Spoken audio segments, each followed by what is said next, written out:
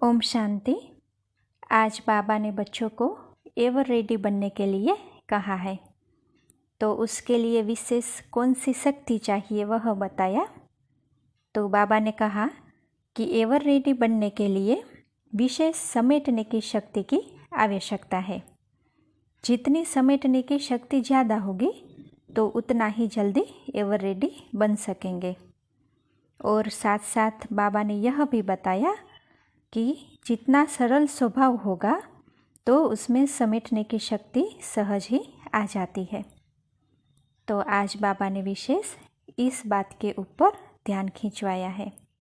फिर लास्ट में जिन्होंने साकार में स्नेह प्राप्त किया है तो उन्हों के भाग्य का भी बाबा ने आज वर्णन किया है, तो वह भी हम सुनेंगे। तो आज 6 दिसंबर 69 की अव्यक्त वाणी सुनते हैं। आज की वाणी का सार है, सरल स्वभाव से बुद्धि को विशाल और दूरांदेशी बनाओ। आज की सभा में कौन सी विशेष खुशबू भी है और विशेष आकर्षण भी है। स्नेह तो सभी का है ही, आपको किस लिए बुलाया है। ऐसे समझे कि यह जो भी सभी आए हैं वह वापस जाने के लिए तैयार होकर आए हैं। एवर रेडी जो होते हैं वह सदैव तैयार ही होते हैं। बुलावा हुआ और एक सेकंड में अपना रहा हुआ सभी कुछ समेट भी सकते और जंप भी दे सकते। प्रैक्टिकल में भी देखा ना कि ड्रामा के बुलावे पर कितना टाइम लगा। एक तरफ समेटना, दूसरे तरफ हाई जंप देना, यह दोनों सीन देखी। हाँ देखो बाबा क्या कहते हैं कि प्रैक्टिकल में देखा ना कि ड्रामा के बुलावे पर कितना टाइम लगा। हाँ कि एक तरफ समेटना और दूसरी तरफ हाई जंप देना। तो यह ड्रामा में किस लिए हुआ। तो बाबा कहते हैं कि सिखलाने के लिए। तो ऐसे एवर रेडी बनना पड़ेगा। अभी एवर रेडी की लाइन चालू हो गई है। इस लाइन के अंदर किसी का भी नंबर आ सकता है। अभी जो संकल्प में है वह कभी नहीं होना है, होगा फिर भी अनायास ही। यह ब्राह्मण कुल की रीति रस्म चालू हो चुकी है। यह रीति रस्म भी ड्रामा में क्यों बनी हुई है, उसका भी बहुत गुप्त रहस्य है। तो ऐसा पुरुषार्थ पहले से ही कर लो जो फौरन समेट भी सको और जंप भी दे सको। समेटने की शक्ति किस में हो सकती है। हाँ बाबा कहते हैं कि समेटने की शक्ति किस में हो सकती है। तो देखो बाबा बताते हैं कि जो सरल स्वभाव वाले होंगे उनमें समेटने की शक्ति सहज ही आ सकती है। जो सरल स्वभाव वाला होगा वह सभी का सहयोगी भी होगा। जो सभी का स्नेही होता है उसको सभी द्वारा सहयोग प्राप्त होता है। इसलिए सभी बातों का सामना करना व समेटना सहज ही कर सकता है। और जितना सरल स्वभाव वाले होंगे उतना माया कम सामना करेगी, वह सभी को प्रिय लगता है। सरल स्वभाव वाले का व्यर्थ संकल्प कभी नहीं चलता, समय व्यर्थ नहीं जाता। हाँ देखो बाबा क्या कहते हैं कि जो सरल स्वभाव वाले होते हैं उसका व्यर्थ संकल्प नहीं चलता है। तो व्यर्थ संकल्प नहीं चलेंगे तो समय भी व्यर्थ नहीं जाएगा ना। व्यर्थ संकल्प न चलने के कारण उनकी बुद्धि विशाल और दूरांदेशी रहती है। इसलिए उनके आगे कोई भी समस्या सामना नहीं कर सकती। जितनी सरलता होगी उतनी स्वच्छता भी होगी। स्वच्छता सभी को अपने तरफ आकर्षित करती है। हाँ तो देखो बाबा कहते हैं कि स्वच्छता अर्थात सच्चाई और सफाई। सच्चाई और सफाई तब होगी जब अपने स्वभाव को सरल बनाएंगे। सरल स्वभाव वाला बहुरूपी भी बन सकता है। कोमल चीज़ को जैसे भी कोई रूप में लाओ आ सकती है। तो अब गोल्ड बनने हो, लेकिन गोल्ड को अब अग्नि में गलाओ तो मोल्ड भी हो सके। हाँ, बाबा कहते हैं कि गोल्ड बन गए हो तो अभी गोल्ड को अग्नि में डालो तो मोल्ड भी हो सके। इस कमी के कारण सर्विस की सफलता में कमी पड़ती है। अपने को कैसे मोल्ड करें, इसके लिए भट्ठी में आए हो।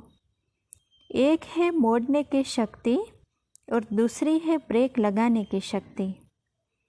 मोड़ना भी है तो कितने समय में।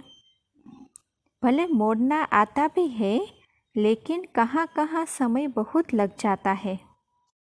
समय न लगे वह संकल्प करना है। संकल्प किया और सिद्ध हुआ। भट्ठी से ऐसा बन कर के निकलना है जो हर संकल्प, हर शब्द सिद्ध हो।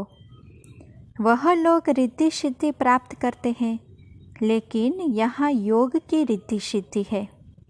याद की रिद्धि सिद्धि क्या होती है वह सीखना है। जो सिद्धि को प्राप्त होते हैं उनके संकल्प, शब्द और हर कर्म सिद्ध होता है। एक संकल्प भी व्यर्थ नहीं उठेगा। संकल्प वह उठे जो सिद्ध होंगे। सर्विसेबल उसको कहा जाता है जिसका एक भी संकल्प बिना सिद्धि के न जाए, अथवा ऐसा कोई संकल्प न उठना चाहिए जो सिद्ध होने वाला न हो। आपके एक एक संकल्प की वैल्यू है। हाँ, देखो बाबा क्या कहते हैं कि आपके एक एक संकल्प की वैल्यू है। लेकिन जब अपने वैल्यू को खुद रखेंगे तब अनेक आत्माएं भी आप रत्नों की वैल्यू को परखेगी। इस भट्ठी से हर एक का चेहरा चैतन्य म्यूजियम बनकर निकले। और म्यूजियम जो बहुत बनाए हैं, लेकिन अब एक एक को अपने चेहरे को चैतन्य म्यूजियम बनाना है। इस चैतन्य चेहरे के म्यूजियम में कितने चित्र हैं? इस चेहरे के म्यूजियम में कौन कौन से चित्र फिट करेंगे? म्यूजियम में पहले चित्रों की फिटिंग करते हैं, बाद में डेकोरेशन होता है, फिर उद्घाटन कराना होता है, फिर ओपिनियन लेना होता है। तो आपके इस चैतन्य म्यूजियम में 3 चित्र हैं। यहाँ देखो बाबा कहते हैं कि आपके यह चैतन्य म्यूजियम में 3 मुख्य चित्र है। तो देखो बाबा कौन से कहते हैं कि भ्रुकुटी, नयन और मुख, इन द्वारा ही आपकी स्मृति, वृत्ति, दृष्टि और वाणी का मालूम पड़ता है। जैसे त्रिमूर्ति, लक्ष्मी नारायण और सीढ़ी, यह 3 मुख्य चित्र है ना, इसमें सारा ज्ञान आ जाता है। वैसे ही इस चेहरे के अंदर यह चित्र अनादि फिट है। इनकी ऐसी डेकोरेशन हो जो दूर से यह चित्र अपने तरफ आकर्षण करे। आकर्षण होने के बिना रह नहीं सकेंगे। आप लोग म्यूजियम बनाते हो तो कोशिश करते हो ना कि चित्र ऐसे डेकोरेट हो जो दूर से आकर्षण करे, किसी को बुलाना भी न पड़े। हाँ, तो बाबा कहते हैं कि वैसे ही आप हर एक को अपना म्यूज़ियम ऐसा तैयार करना है। जो कुछ सुना है उसको गहराई से सोच करके एक एक रग में समा देना है। देखो बाबा क्या कहते हैं कि जो भी बाबा सुनाते हैं, हाँ, कि जो कुछ सुना है उसको गहराई से सोचकर एक एक रग में एकदम समा देना है। जिन्होंने जितना गहराई से सुना है उतना अपने चलन में प्रत्यक्ष रूप में लाया है। उन संस्कारों को प्रत्यक्ष करने के लिए एक एक बात की गहराई में जाओ और अपने एक एक रग में वह संस्कार समाओ। कोई भी चीज़ को किसी में समाना होता है तो क्या करना होता है? हाँ, बाबा कहते हैं कि अगर कोई चीज़ को किसी में समाना होता है तो क्या करते हैं? तो बाबा कहते हैं एक तो गहराई में जाना होता है और अंदर दबाना होता है, कूटना पड़ता है। कूटना अर्थात हर एक बात को महीन बनाना। इस भट्ठी से संस्कारों को प्रत्यक्ष रूप में लाने की प्रतिज्ञा करके निकलना है। जितना बाप को प्रत्यक्ष करेंगे उतना खुद को प्रत्यक्ष करेंगे। बाप को प्रत्यक्ष करने से आपकी प्रत्यक्षता बाप के साथ ही है। ऐसा बनना है, फिर बनाना है। हाँ, तो बाबा कहते हैं कि समझा, इस संगठन में ऐसी शक्ति है जो चाहे वह कर सकते हैं। सिर्फ संकल्प करे तो सृष्टि बदल सकती है। ऐसी शक्तिशाली आत्माएं हैं। लेकिन अब संकल्प कौन सा पावरफुल करना है, उसको फिर से रिफ्रेश करना है। इस मधुबन के लिए ही गायन है कि कोई ऐसा वैसा पाँव नहीं रख सकता। मधुबन है सौभाग्य की लकीर, उसके अंदर और कोई पाँव नहीं रख सकता।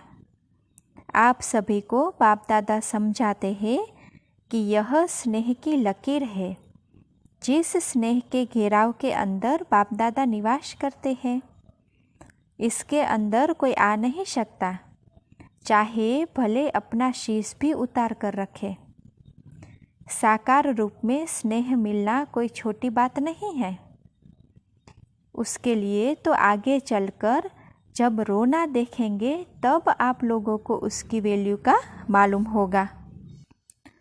रो रो कर आपके चरणों में गिरेंगे। स्नेह की एक बूंद की प्यासी हो चरणों में गिरेंगे। आप लोगों ने स्नेह के सागर को अपने में समाया है। वह एक बूंद के भी प्यासे रहेंगे। ऐसा सौभाग्य किसका हो सकता है? सर्व संबंधों का सुख रचना जो आप आत्माओं में भरी हुई है, वह और कोई में नहीं हो सकती। तो ड्रामा में अपने इतने ऊंचे भाग्य को सदैव सामने रखना है। सामने रखने से रिटर्न देना आपे ही याद आएगा। अच्छा, ओम शांति।